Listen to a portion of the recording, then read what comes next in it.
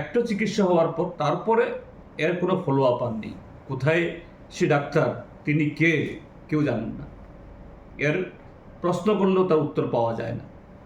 কাজে আমাদের কাজ হবে যে সরকার যে বাগাড়ম্বর যদি করতে চায় বা করছে, এটাকে সঠিক তথ্য তুলে ধরা এবং তারা যাতে এইভাবে এ রাজ্যের জনগণকে ধোঁকা না দেন, না ঠকান। এবং তাদের হাতে সীমাবদ্ধ ক্ষমতা আমরা জানি, আমরা সরকার চালিয়েছি।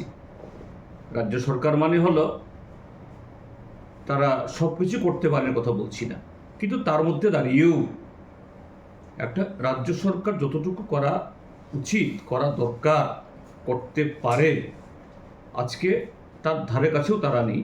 এই বিষয়গুলো যতটুকু সম্ভব একদম তথ্য, প্রমাণ, যুক্তি, অঙ্ক সহ আমরা তুলে ধরব। এটা আমাদের কাজ।